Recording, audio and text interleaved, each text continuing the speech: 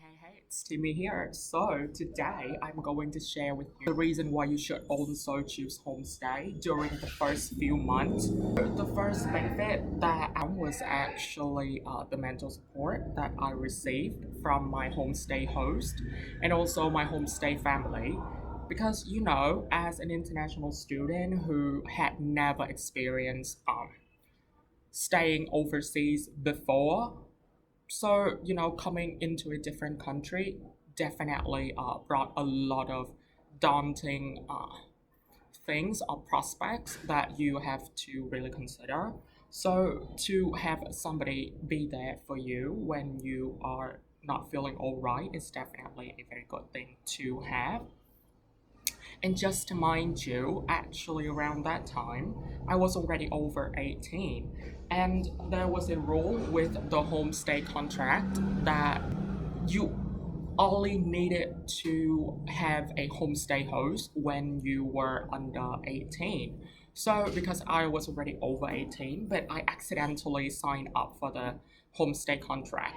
So I had to go for it for at least like 1 to 2 months to make sure that I'm not going to, get fined for breaking the contract. So I went in and I did not expect anything. I was thinking that maybe I'm going to stay with a native speaker and we're going to have a good time and I'm going to gain a lot of benefits from that.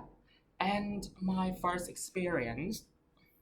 impression actually, when I met my host, Amy, for the first time was actually not the best. Not the best in a way that I was expecting so much coming in that I thought she was going to be an Aussie.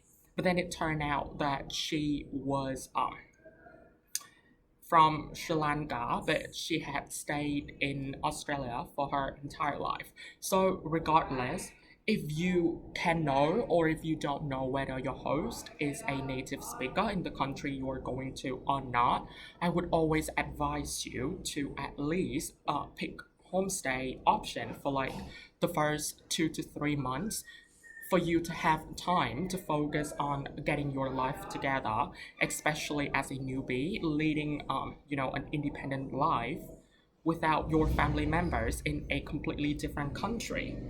And it could be worse when you don't know much about the culture or your speaking skill is not the best, then it would be an issue for you. Especially, yeah, like I told you before, you are going to experience a lot of, culture shock and also homesickness, a lot of that. So you really need someone to be there for you and they know a lot to guide you as you get into the life or get used to the life of Melbourne ahead of you. So yeah, the mental support. That is very important. So the culture shock, you are going to experience that definitely. Homesickness, of course, language barrier.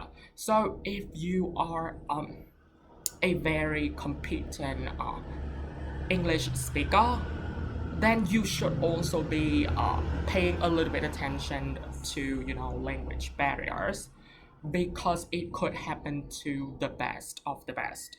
I think so. Because you live in your own country, for example, in my case, Vietnam, your entire life, and you only, got exposed to the Western culture through movies and through podcast, for example, in my case. So it can be difficult for you to come into a completely different environment where you have to live, eat, and sleep using the language that is not your mother tongue. Then language barrier is going to happen, especially those people in the foreign country you are moving to. They have used the language their entire life. So of course the way they speak the language is going to be much faster than the one you are used to on maybe social media or on YouTube. So you definitely need to consider about that as well. And their voice will be very accented. Yeah, especially in my case, when I came to Australia, I could not hear much. And also because deep down inside, I was freaking out during the first few weeks that the mere fact of comprehending whatever they were actually trying to tell me was impossible because I was so caught up in my own head. So definitely you need to consider about the language barrier, and having a homestay host, they are going to help you a lot, especially when you maybe have to go to maybe open a bank account, which is a must if you are an international student, because my parents would transfer. So in my case, my dad specifically, he would have to transfer my tuition fee and also the spending costs to me through my bank account. And then after I receive his money, could I then transfer it to my university RMIT or to my host bank account? So all of that would come down to the language barrier. And I did have some struggle at first because they actually spoke in a very accented way and I was freaking out inside. So yeah, I definitely encourage you to pick the homestay option if you really consider about that. And moving on, so you will definitely have time to focus on yourself.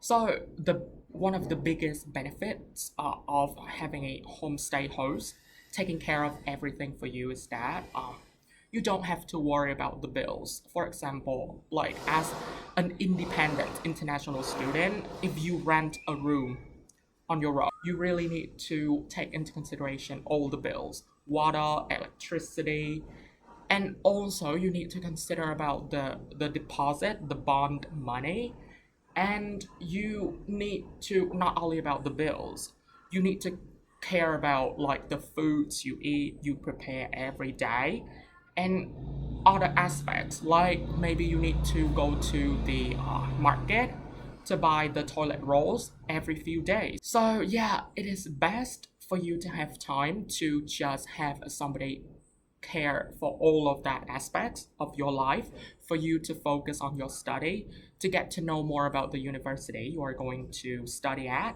and also the life, like where you can go to the supermarket, where you can get food, where you can go for fun. So the first few months are really important and it is going to define the rest of the journey you are going to have. Whether it is going to be good or it's going to be tumultuous, it depends on the first few months. And I always encourage you, even though if you are already over 18 or you are quite old, if you can still have the option of homestay, I would highly recommend it to anyone, even those that already have a very good speaking skill. So anything else? Let me see. Right, and also you are going to learn a lot from your homestay host about maybe the culture.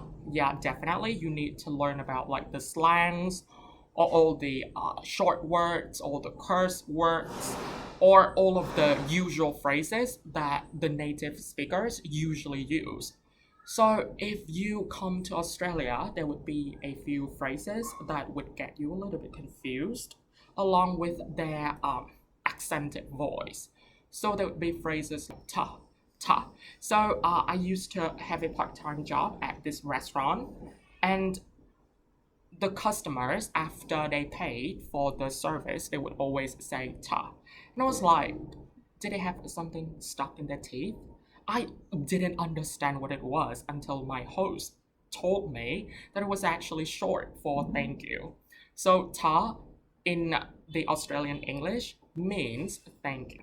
So there were definitely lots of phrases that I needed to learn when I first came to Melbourne. And I felt like with the help of my host, I actually got to learn a lot. And it is not something you would see online, or not so many people would talk about that. So you also need to take that into consideration as well. And so beside the culture and the language, so one of the main reasons why you come to a foreign country beside for your study is to also improve your skills, your soft skills, for example, the interpersonal skills or especially your language. So having somebody that you can interact with every day would be a plus, especially as a Vietnamese. And during my stay at RMIT Melbourne, I actually noticed a lot of Vietnamese students congregating in groups of their own nationality, and they do not expand their social circle to the native speakers or to people with different languages and backgrounds. So I feel like to really push yourself out of your comfort zone and stay with a completely foreign person would definitely help you a lot, especially in your in your ability to improvise in situations where you have to interact with a native speaker. So it's going to improve your overall skills in terms of, in my case, English. So it's going to be very beneficial. And the homestay host would definitely give you a lot of tips on how to stay independent and on how to manage every aspect of what a usual life is expected to be in Melbourne. So they are going to be of help in that aspect a lot. And they are going to take you around. And in most cases, your host would actually offer to do so for you. They would actually take you around, explain about the city, about the vicinity, what you need to keep in mind, what you need to stay away from, all of that. You are not going to get it from the experience or from the interaction with your fellow students at the uni, or you're not going to get it from any online websites. And also, during my second semester in 2019, so I actually got two part-time jobs, and one of them actually finished very late at night. So my homestay host, Amy, would always offer to take me home after I finished my shift, and she was so kind to do it very consistently, except for a few days where she was really busy at home, then she cannot do so. But I feel like it is going to be very beneficial for you, and your host would definitely try their best to do whatever they can to make sure that you are having the best time, yeah, in the city that you choose. So beside all of that, let's say, oh, they can be your friends, especially when you first come to the city and you have no one, virtually no one. And if you are like me, you could be a little bit intimidated and also very reserved at first. Then the homestay family, they are going to help you a lot. They are going to make you feel much more comfortable, not only with the new life you are learning to adapt to, but also the people in Melbourne, for example, in my case. Yeah, and they'll be there for you when you are sick. So I actually got sick quite often during my first year with Amy. So she was always there for me to help me through those rough days, like offering me some medicines, or she would brew me some herbal tea for me to like get better soon. And when you have somebody really care for you and make sure that you're going to be all right, you're going to feel much better, and you're not going to feel so lonely, or you're not going to feel so isolated, which is one of the feelings I would highly advise you, if you can, stay away from as much as you can, as far as you can. Because I have known so many cases where students would go depressed when they stay in a foreign country because they have no emotional support, and they are still not so used to the foreign way of living in a different country, that they have only been there for like a few months. Then yeah, it's going to be amazing if you can have somebody by your side. And yeah, they can also offer a lot of help if you happen to be involved in any troubles. For example, you don't know about the policies, or you don't know about the rules when you participate in the public transport. So you can definitely get fined, or you can, get a letter sent to your place. Then your host is going to be a sounding board for you to rely on, and they are going to definitely offer a lot of advice, and they can even represent you to take care of that for you. Because during my first year, I actually stayed with this Chinese housemate, and he actually got into a few troubles with the public transport, and he got two letters sent to my host house, and she actually took care of all of that for him. She went to the court and paid the fine, and she just handled everything so smoothly that he didn't have to care about that. And not only that, she also came back and just explained everything to him so that he was not going to make that mistake again in the future. So that can be something you are going to benefit from, even though maybe you are thinking right now, like, no, there is no way I'm going to break the laws or do any of that. But just keep in mind the rules in a foreign country would be completely different from your country. So you can innocently violate the laws without knowing about it. And it is only too late when everything happens to you. So better be safe than sorry. Yeah. And one last thing that I found out about my homestay experience was that they always care about you, and they could also be a source of inspiration or motivation for you to push forward.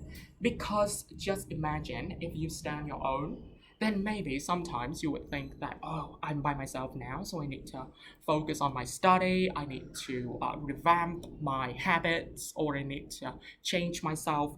That is going to be evident in pretty much every international student. But in my experience, it is not going to last very long. It is going to last for about the first few months, maybe, and then you are going to drift away from the self-disciplined kind of model that you set up for yourself at the beginning. So to have somebody to always check up on you to make sure that you are really heading the right way and keeping you on track would definitely be something that you are going to benefit from a lot. And your host would be that one. And after the first 3 to 4 months staying with them and having them hold you accountable, you are going to form a habit, a lifelong habit, and you are going to benefit from it a lot. So definitely homestay, a must.